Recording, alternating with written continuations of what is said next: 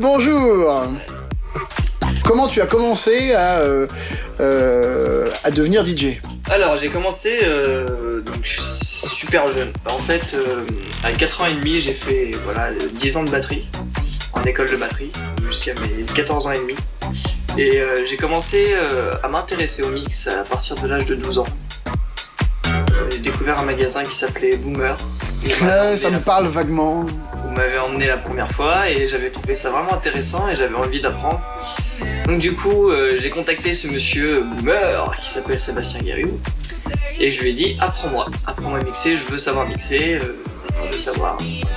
Et puis voilà, donc à partir de cet instant, c'est parti. Et ça s'est pas arrêté là. Ton parcours jusqu'à aujourd'hui. Jusqu'à aujourd'hui, tu vois, mais t'as 4 heures de vidéo là. Non, en rapide quand même. En rapide quand même. Ok, donc après j'ai enquillé ma première résidence en tant qu'apprenti avec l'UCPA, l'école de DJ de Lyon. T'as quand même fait quelques soirées privées entre deux, hein, faut pas l'oublier parce que c'est formateur. Oui, mais c'est important parce que c'est formateur quand même, je trouve, de faire. Enfin bon, oui, du coup on le zappe, mais comme ça les gens sauront. D'accord. Tout ce qui est disco mobile, voilà, j'ai commencé aussi là-dedans. Mariage, anniversaire, baptême. Et je me suis vite rendu compte que je voulais une autre clientèle, que je voulais la clientèle du club. Et j'ai eu la formation de l'école des DJ de Lyon, qui est la seule école en France où je suis sorti diplômé, major promo. Et à partir de cet instant, donc j'ai effectué pendant ma formation à la résidence du Trianon. Le Trianon Club. Le Trianon Club. Que tout le monde connaît dans la région. Dans la région. Et au jour d'aujourd'hui, j'ai signé un CDI à l'heure actuelle, à partir du mois de juin, au Palace. Au Palace Arro. Voilà. Alors ton style? Alors je n'ai aucun style, voilà. Oui, après en club on passe plus d'électro ou de hip-hop que de disco-funk, je suis d'accord. Mais moi, mon style, je n'ai pas de style. Ton public, donc c'est du club essentiellement. Voilà, essentiellement du club. Qu'est-ce que tu aimes dans le DJing? Qu'est-ce que j'aime dans le DJing? Qu'est-ce qui te plaît dans le fait de faire ça? J'aime beaucoup le contact avec la clientèle. Histoire que tu prends le micro, tu commences à dire 2-3 mots et là t'as un public de 100, 200, 300, 4000 personnes qui te regardent et qui peut faire ce que tu as envie de leur faire faire. Et ça franchement j'adore. C'est l'échange avec... C'est transmettre, c'est la communication dans l'interface que personne se connaît et tout de suite t'as l'impression que t'es en famille quoi, que c'est impressionnant. Ouais. Est-ce qu'il y a un DJ star, quel est ton DJ star préféré en fait? Est-ce qu'il y en a un que tu admires ou qui t'influence? Ouais, j'ai un idole, c'est Quentin Mosimann. Quentin Mosimann. Voilà. Parce qu'il fait du show et parce que pour moi voilà, c'est l'un des meilleurs DJ show. qui est le plus complet, qui offre un show de 2 heures. Pendant 2 heures, t'en prends vraiment mais plein la figure. Est-ce que tu as un morceau déclencheur? C'est au tout début que t'as commencé à faire ça. Est-ce qu'il y a un morceau qui t'a vraiment donné envie de faire ça? Je sais pas, le morceau que t'avais envie de mettre, que t'avais envie de... Bon, pas particulièrement. Je parle au tout départ. Ok. Est-ce que tu as un morceau... Oh, je sais que t'en as plein, donc il va falloir que t'en choisisses un. Un morceau que dès que tu l'as entendu, tu t'es dit putain ce truc là ça va être un gros carton et tout, c'est sûr que ça va devenir connu, ça va cartonner. Et qui effectivement a marché mais longtemps après. En fait un morceau que t'avais découvert avant et... Oh le Tiesto, le Secret. Secret, ouais. Oui, je me rappelle que tu m'en avais parlé bien avant que ça devienne... Et j'ai dit celui-là il va faire beaucoup de bruit et maintenant il tourne 10 fois. Et alors à l'inverse, est-ce qu'il y a un morceau qui a cartonné alors que la première fois que tu l'as entendu tu t'es dit qu'est-ce que c'est que cette daube? Alors là je peux pas te dire. Moi je pense qu'il y en a plein aussi, hein, ceci dit. Oui, c'est sûr. T'as pas un exemple comme ça d'un truc en tête où quand tu l'as entendu, on m'a dit Ozone tout à l'heure, pourquoi pas hein. Ah c'est fort possible, c'est une très bonne réponse. Mais sinon non, je vois pas du tout. Non, t'as pas un truc comme ça qui te vient directement. Alors ton premier achat en tant que DJ, le premier matériel de DJ, le premier appareil que t'as acheté Ah, c'est la console Hercule, je crois que c'était la MK1, elle avait pas la pré-écoute. Ah oui, donc tu l'as acheté genre à Carrefour en plus, c'était un truc, d'accord. La DJ console Hercule, voilà. J'ai vraiment pris là-dessus. Et alors sur quoi tu mixes aujourd'hui? Je suis très compliqué. Je crois que je vais être le DJ le plus chiant de la planète. Je suis sur les 2000 Nexus, voilà, de préférence. Après les 2000 ça me va, mais il me faut minimum des 2000.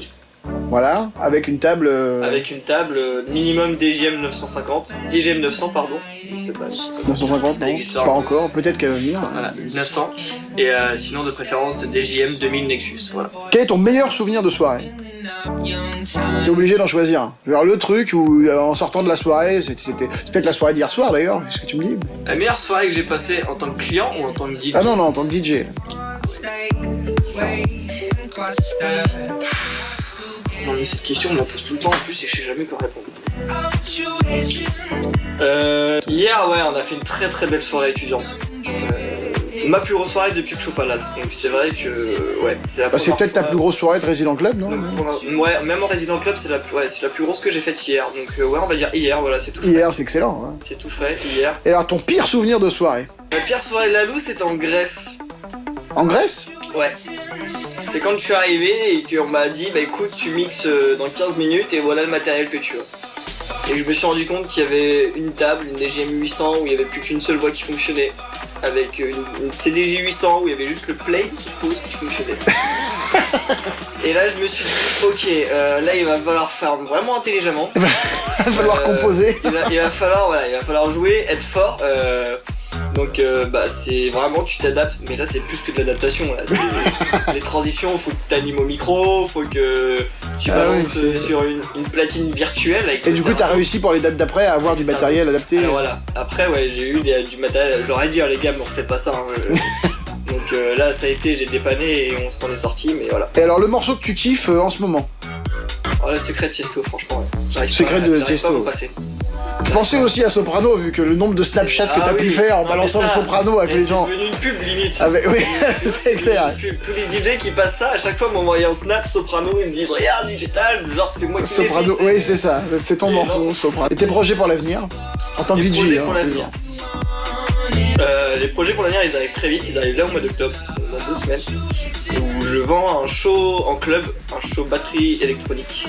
Ouais, un peu comme ce que t'as fait à l'UCPA. Voilà, tout à fait. Sauf que là c'est vraiment un show de 2 heures, donc je vais en tant que DJ guest, on me prend dans le club, je propose un set de 2 heures qui est vraiment très très complet, où j'ai bossé dessus pendant 1 an, et qui allie le mix et la percu avec la batterie électronique. Voilà, c'est vraiment un show à voir.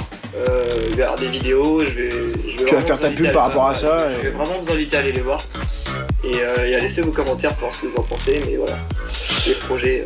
Donc pour l'interview en tant que telle c'est fini. Là il y a juste un petit bonus, je te donne un style de musique, tu me réponds le morceau qui pour toi représente le mieux ce style de musique là. Dance. Oh, j'en sais rien. Un morceau dance. J'en passe jamais. DJ Time qui sort de l'école de l'UCPA ne connaît aucun morceau dance. En dance, ce qui a vraiment cartonné c'est Swedish of Mafia One. MOP and Tap, la base, le classique. Family Affair. Le morceau funk de référence. Sugar Hill Gang. Ah ouais, direct. D'accord. Oui, Psyé. Negmaron, tout le monde de vous. Les Magic System, on va dire. Oui, on va beaucoup répondre ça. Ouais. Les styles là, c'est les sous-styles. Zouk, Lord Cossissi, Hotel Room. Ah, Scorpion. Scorpion, Still Loving You. Je crois que quasiment tout le monde m'a répondu ça. Voilà. Ok, bah merci beaucoup, Florian. Pas de soucis.